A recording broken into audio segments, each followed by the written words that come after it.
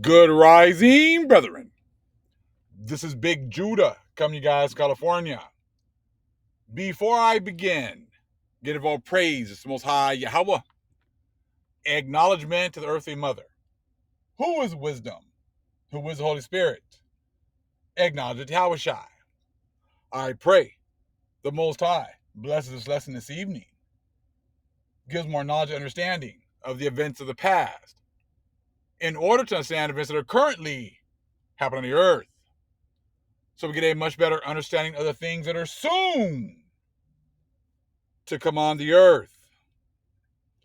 I see how the Most High is building on more and more information as we go along. Yesterday, you saw the fact that the Greeks and the Romans did not have a word for an apprentice. And if you realize that the Greeks and the Romans didn't really have any words for an apprentice, that means that they could not be masters. If they try to always portray themselves as being the teachers and being the ones who brought, knowledge and understanding to civilization, everyone was just a bunch of barbarians before they came along. And we're realizing that could be nothing further from the truth. So the Most High is going to build on that video today.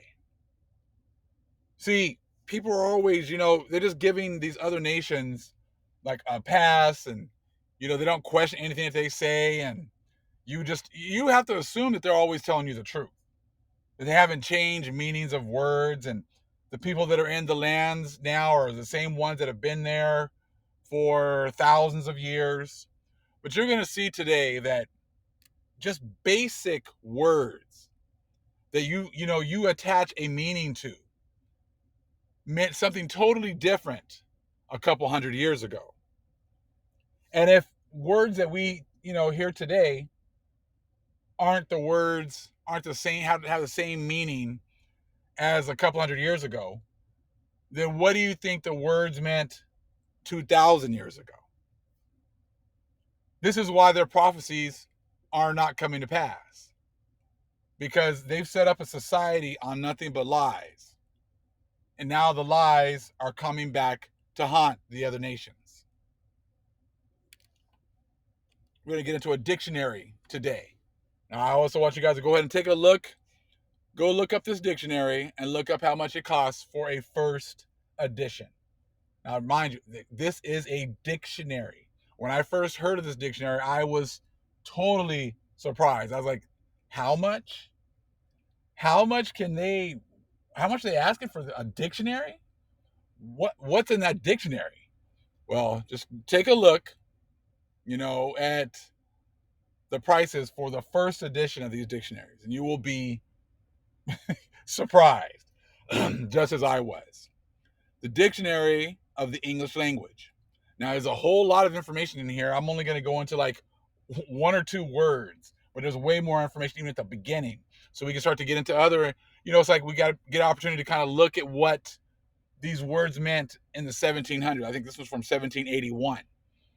And I'm hoping there weren't too many changes from the first edition, but, this is what we could afford. This is what we got. And the Most High make sure that we get the right one. When I was actually trying to, in negotiations for the book, he made sure the right one came into our hands. So we're looking to look here at authorized are the names of the writers and whose works they are found, abstracted from folio edition by the author Samuel Johnson. Okay, just take a look, do a little research, and you're going to be surprised. Okay, third edition is what we have right here. I saw this great comment, except from the last video, and it just makes so much sense. Now look, no root in both Greece and Roman for the word apprentice. They had no ancient practices for generational knowledge transfers. This information is the knife that killed the goats. Now, if they don't have these practices, these ancient practices of passing down knowledge, that would mean then it'd be imperative for them to make sure that the people who had this ancient knowledge were around them so they could pick their brains. They need those people around them in order to advise them. You know how we're always the ones at work that are doing the vast majority of the work, but we don't get any of the praise. We don't get the money. We don't get the praise. That's all been set up like that. They make us do the work. They make us come up with the ideas. But then they get all the praise and they get all the monetary benefits from that. See that in their movies. You guys see that in society.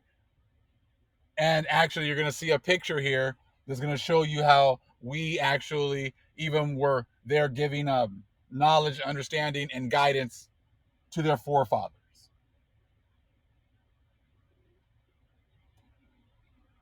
Now, I went and took a look here and was looking up the word black. I wanted to see what they said for black, okay? Take a look at the top first one, okay? You got black, Saxon, of the color of night, Proverbs, okay? Dark, Kings, okay? Cloudy of countenance, sullen, from Shakespeare, I think, right there. Horrible, wicked, Dryden, dismal, mournful, Shakespeare again, I think, right there. Okay, so drop on down to black again. I was an adjective, and there's an F right there from the adjective. A black color, Newton. Mourning, Dryden. A blackamoor. Okay, a blackamoor. That part of the eye which is black. All right. So then you go on down to a blackamoor. A blackamoor is a Negro. Now, I'm sure if we look up a Moor and a blackamoor in today's dictionary, in today's definition, it's going to say a Negro, right? What do you guys think? Or do you think it was changed? Because we've heard about the Moors being Arabs, the Moors being North African. But here in this dictionary, it's telling you that the Moors or blackamoors right here is a Negro. Okay? And we all know that, from the Zandervan Bible Dictionary, that Ham was a progenitor of the dark races, not the Negroes. That's what's all, we all know that. So we all know the difference between Ham and Shem. We already know between the Hamites and the Shemites. All right, the so-called black Africans, as opposed to the Negroes who are Shemites. All right. So we went ahead and looked up Moor right here. Moor has a couple of definitions. Okay. So in the middle there, we got from the Teutonic, a marsh. Okay. A log, it's in a tract of low and watery grounds, a Negro, a blackamoor. So again, even over here, and more is telling you that it's a Negro. All right. So again, it's showing you that, again, that Moors are Negroes. Moors are going to be associated with the Israelites. All right. Got that so far. Now I went ahead and checked out some of the definitions that they have today. This is why you can't just Google stuff and think that, it's exactly the same meaning as it was in the past. Back then, in the 1700s, they were aware that the Moors were Negroes, were the Israelites. They weren't African Americans, right? They weren't Afro Americans. They weren't colored. They knew exactly who they were. But this shows you exactly why you just can't go to, you can't put all your faith in Google. People are like, "Oh, I know, I know the Spirit comes." Yes, I know that, but this is good. We're now in the time of proven information, given receipts for information, because there's other nations that are watching, and they don't. Most High wants them to have a testimony like, "Hey, you saw all this information, and you still ignored it. I showed you all this proof through my people, and you ignored it." That's what Most High gives us this information. We got this understanding, and now He's given us the information and the ammunition to prove what we say. Okay, so I was checking the stuff out right here. A blackamoor. Okay, this is what they got. Number one right there. I said blackamoors, or less commonly blackamoor, a European style of decorative art in which dark-skinned, usually male human figures are depicted in a stylized and ornate form. What? So it's a form of art is blackamoor now. Before it was a Negro. Now it's some kind of a form of art. Shows you how these change.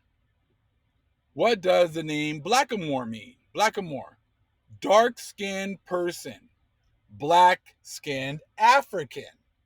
1540s from black, okay? Moor with connecting element, okay? So now they're saying a black Moor is a dark-skinned person, but it's got to be a black-skinned African.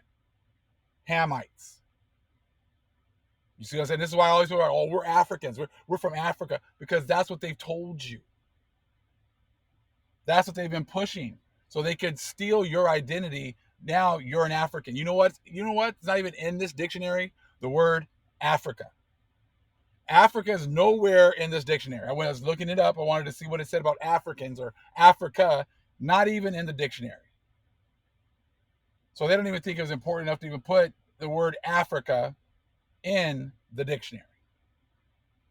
And this is the 1700s, late 1700s. They weren't even messing with the word Africa. But all of a sudden, everybody now wants to be an African or an African American. And we already told you, these terms are all new. Late 80s. Jesse Jackson came up with that term. That has nothing to do with your heritage. The Most High is coming to give you back your heritage. If you're still grasping with African and African American, these guys already know. They didn't even put Africa even in the dictionary. How is it that if man started in Africa, everybody came from Africa, but they don't even put that word in the dictionary. But they did put Moor in here, Negroes in here, Blackamoors in here. So now's the time for you to start putting this information. Why are they hiding all this? Because they don't want you to realize that who were the masters and who were the apprentices. We are the masters. They learned from us. They're going out of their way to try to show you that, or, push the lie that they were the masters and that we were the savages. We have no history. That's what they've been pushing. Now the Most High is coming to give us back our heritage and put us back on top like we've always been. So again, here we go.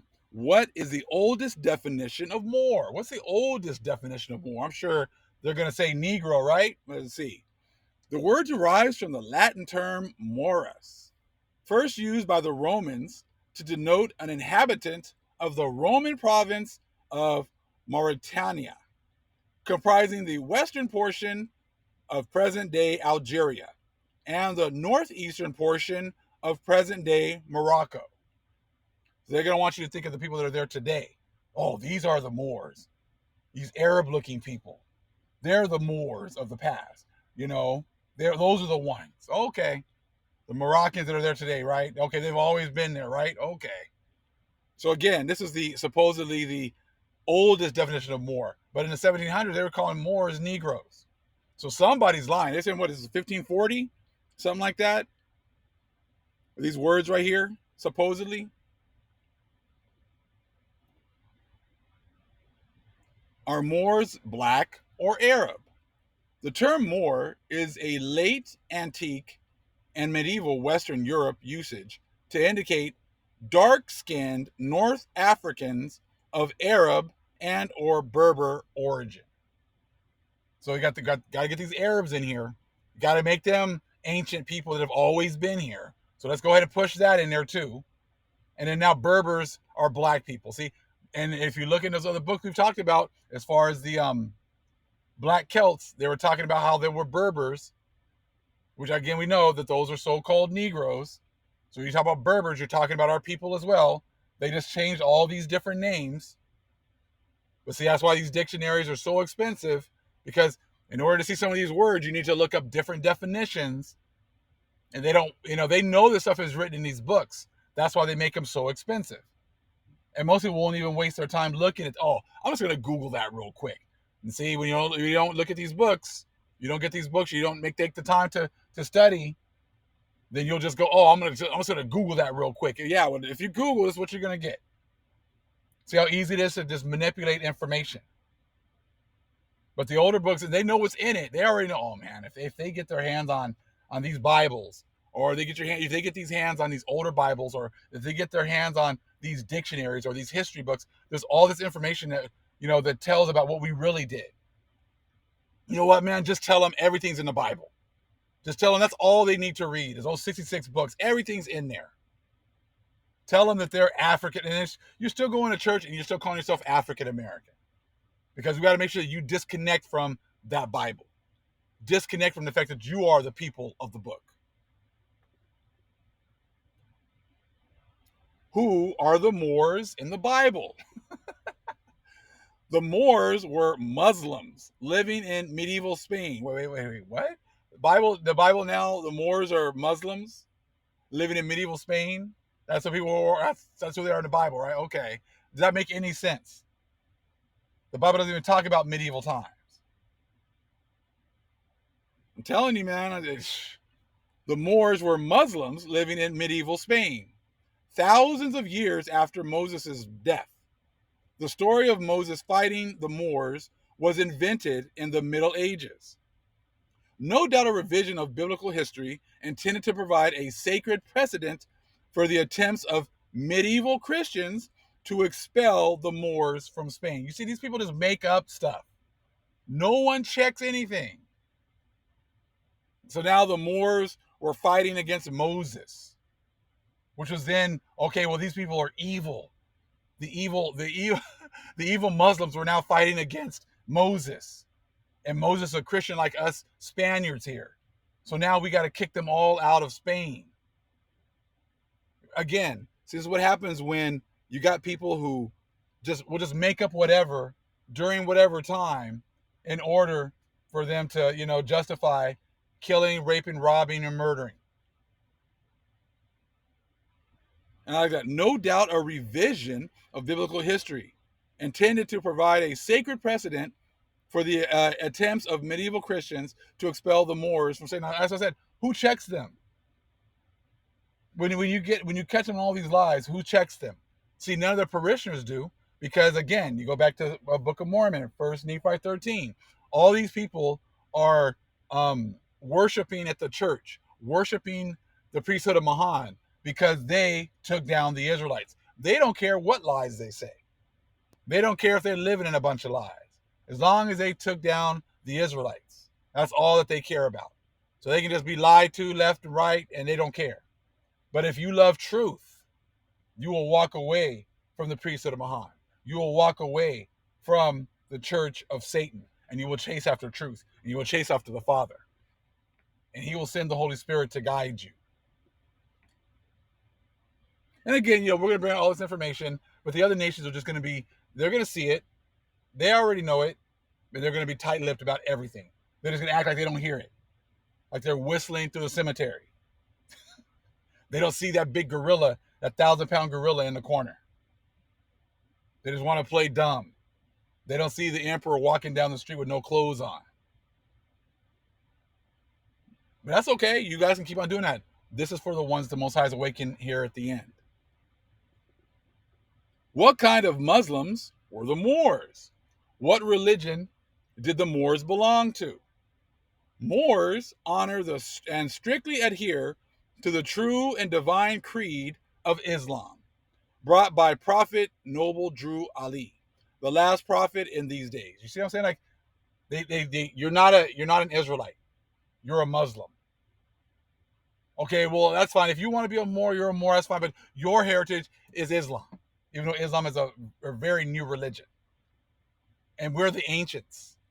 You copied everything from us, but you want to be those people so much that you got to give us another designation. And your designation is now your North Africans and your Muslims. No proof, no nothing. And that the Moors were fighting against Moses.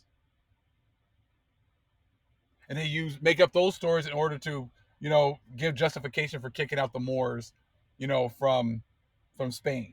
Because they wanted to steal all that land too. They wanted to take all those books also. And act like they were the ancients, the ancient Greeks and the ancient Romans who had all this knowledge that they were going to just pass down to their apprentices, even though they don't even have a word for that designation. You see how the Most High is working? He's just tearing down the foundation of everything that they've told.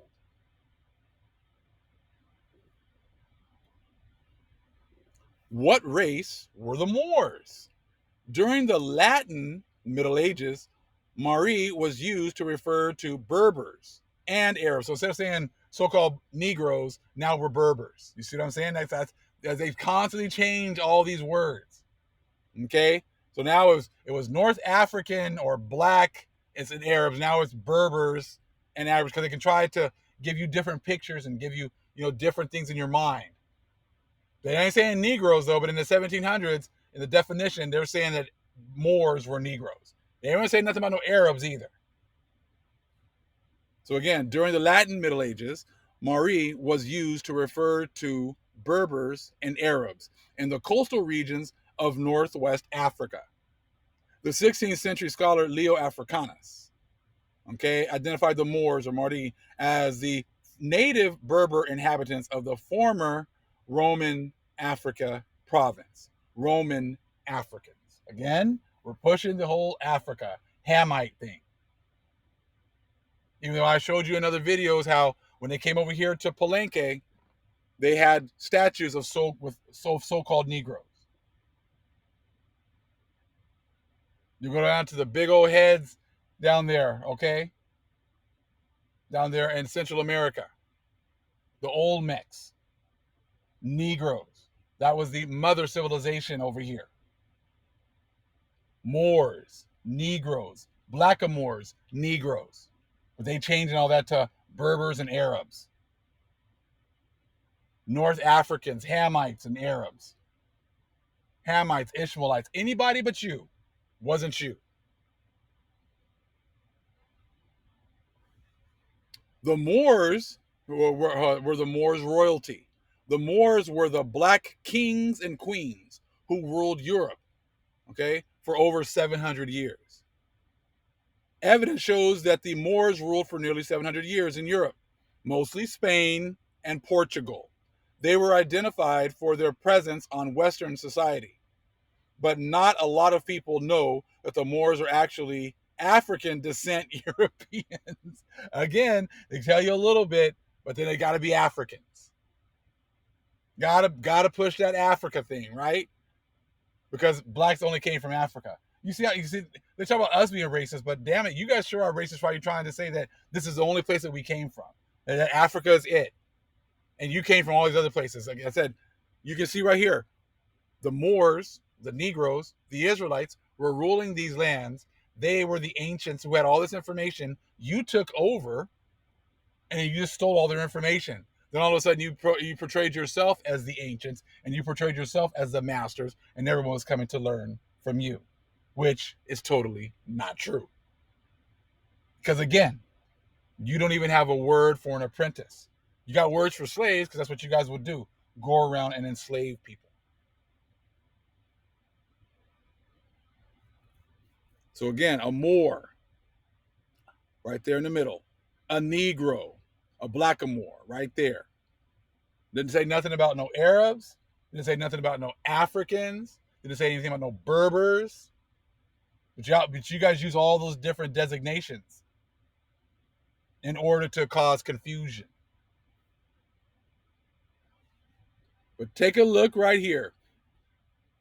You got your picture right there of George Washington, and you got your Moor right there in the background, which is just pretty much showing you again. The ancients had the knowledge. A whole lot in this picture right here. The true master was not the one who's in the middle.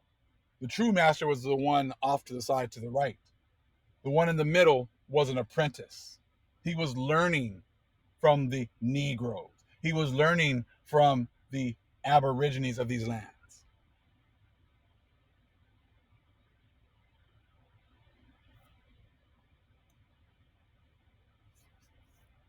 So like I said, you got all this information, got all this proof. Believe what you want.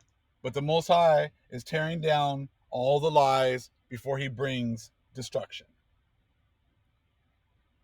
All praise is the Most High Yahweh. Acknowledgement to the earthly mother. Who is wisdom?